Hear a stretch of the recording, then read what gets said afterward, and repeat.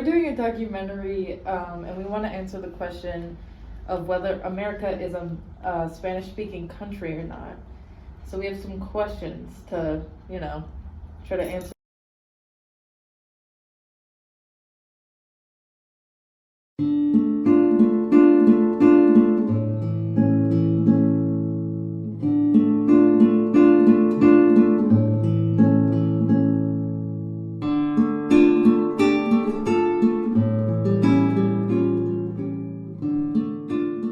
Primero aprendimos a hacer bachata y luego comimos comida increíble de guatemalan.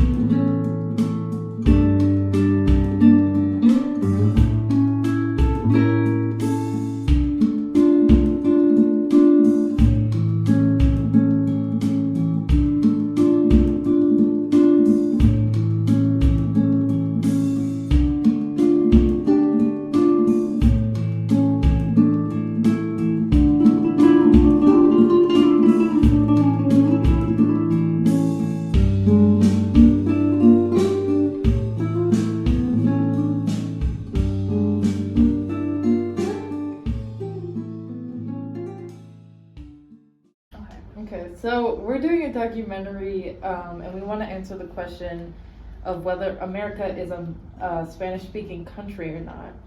So we have some questions to, try to answer that. Our first question is, do you think America is a monolinguistic country? Why or why not? No, definitely not. There are plenty of communities, not just Spanish-speaking communities, but other, communities where other languages are spoken, where there are monolingual speakers of different languages. I'm sure Emma has talked to you about, in immigrant communities, especially when there are people who came to the United States at a much older age. They often don't learn English, or learn a little bit of English to get by, but not to the point of being fluent in it.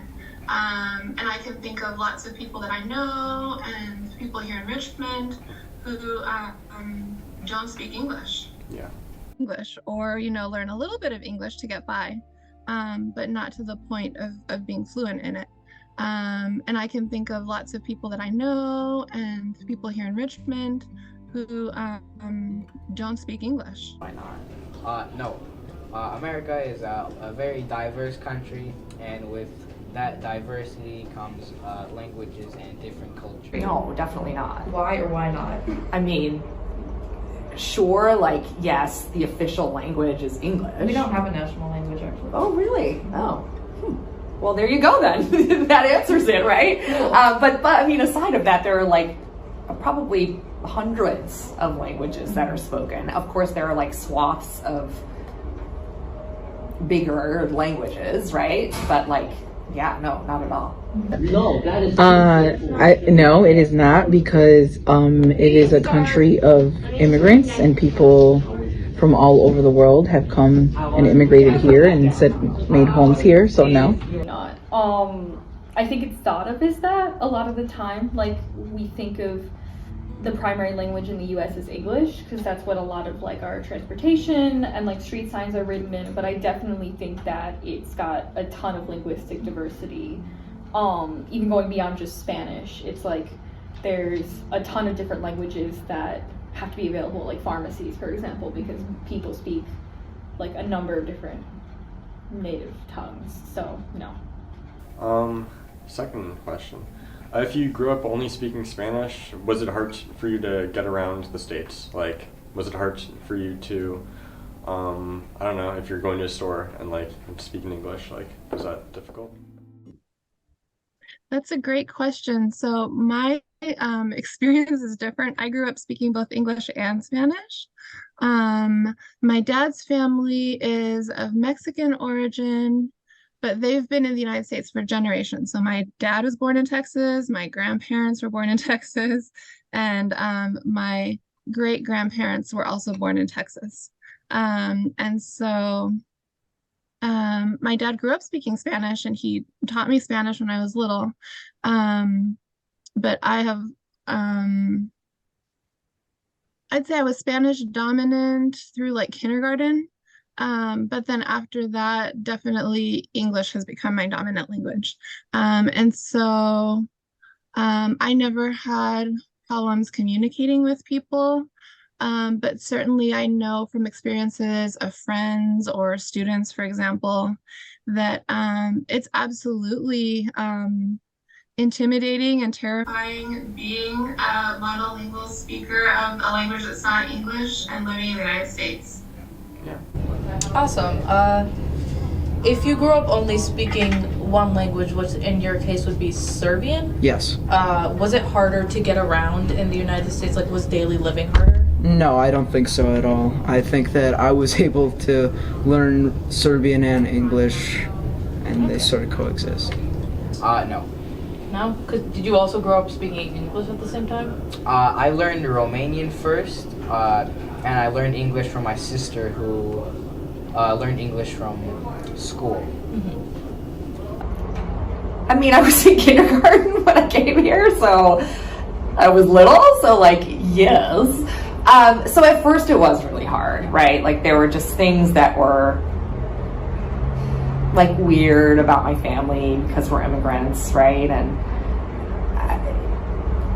probably some discrimination that I didn't fully like realize at the time. So I guess a little bit. Some things that were really hard to navigate, like, for example, we were learning the Pledge of Allegiance, right? And the principal like pulled me out of class and was like, you don't have to say this because you're not American, right? And yeah, right? So like, and I don't know if she was like trying to be kind and like say, you don't have to say this if you don't want to because you're Austrian, or if she was trying to like point out that I wasn't American, right? Like, in any case, it did not feel good, and that was hard to navigate. I've always been able to fluctuate back and forth between both languages, so I think actually it was easier for me because it allowed me to be able to connect with my community, but also allowed me to navigate the Anglo world, so. Harder. Yeah, so I definitely, my first language is definitely English. I learned both of them at the same time, and so I will say that I do remember, like, I was able to switch back and forth between them very easily because I had learned both of them at the same time. My English was stronger, but I remember a time where that was not the case, where there was like, where I was like maybe 5 or 6, and like both of them were coming pretty naturally to me because I was a child, and I don't remember, it took me a really long time to realize that they were 2 different languages. Like, in my head as a 5-year-old, like, if I read something in Spanish and then read something in English, like, they ere the same thing, if that makes sense. What experiences is your linguistic community, like people who also speak Romanian, shaped who you are today? They shaped me in a way to better understand different cultures. Awesome. Okay.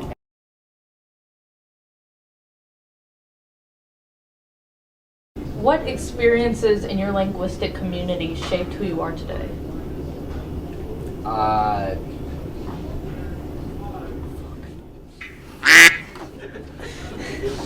Ask the question again.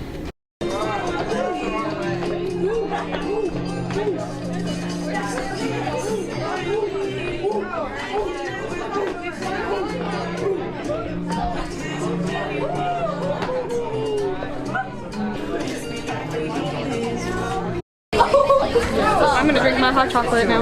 So we could go in the winter.